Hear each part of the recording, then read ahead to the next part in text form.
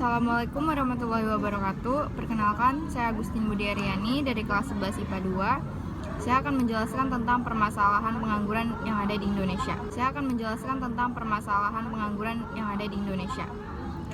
Sebelumnya, pengangguran itu merupakan orang yang tidak mendapat pekerjaan karena kurangnya lapangan pekerjaan dan kurang terampil atau tidak mau bekerja.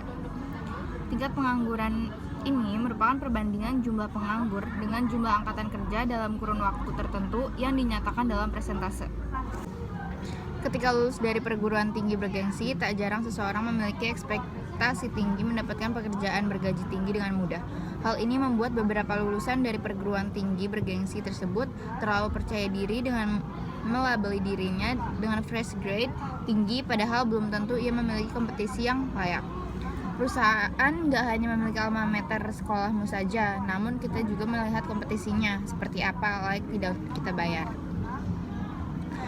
Jelasnya dalam webinar Karir Budi program DPKKA X Jobhun Sabtu. Dan hampir 29,12 juta penduduk usia kerja terdampak pandemi. Mungkin sudah sedikit recover, namun perlu diingat lulusan baru yang menunggu mendapatkan pekerjaan selalu bertambah tiap tahunnya, ungkapnya. Dan dampak terjadi pengangguran yaitu ada A. Dampak pengangguran terhadap perkembangan perekonomian masyarakat, yaitu 1. Pengangguran menyebabkan kemunduran produktivitas. 2. Pengangguran menyebabkan turunnya standar kehidupan. 3. Pengangguran menyebabkannya turunnya pajak penghasilan. 4. Pengangguran menghambat pertumbuhan ekonomi. 5. Pengangguran berdampak pada meningkatnya biaya sosial. Dan dampak pengangguran terhadap individu dan masyarakat yaitu 1. Pengangguran dapat menghilangkan mata pencaharian dan pendapatan. 2. Pengangguran dapat menghilangkan keterampilan.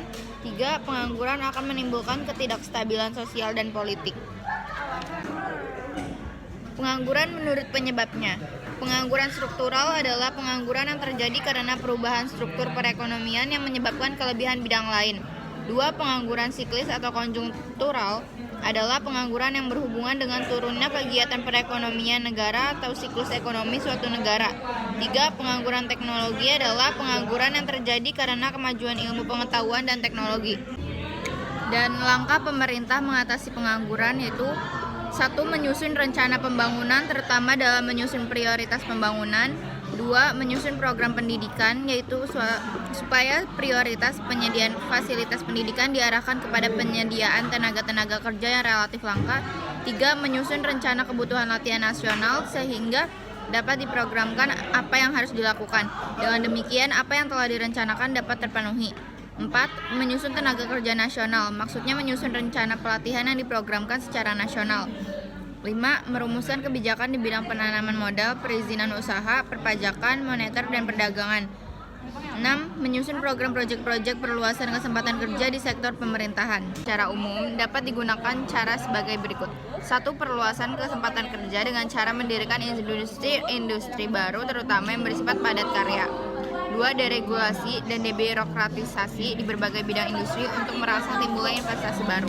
3. Pembukaan proyek-proyek umum oleh pemerintah sehingga dapat menyerap tenaga kerja dengan baik secara langsung maupun merangsang investasi baru dari kalangan swasta.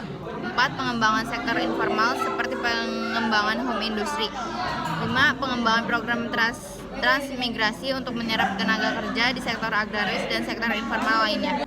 Sekian dari saya. Wassalamualaikum warahmatullahi wabarakatuh.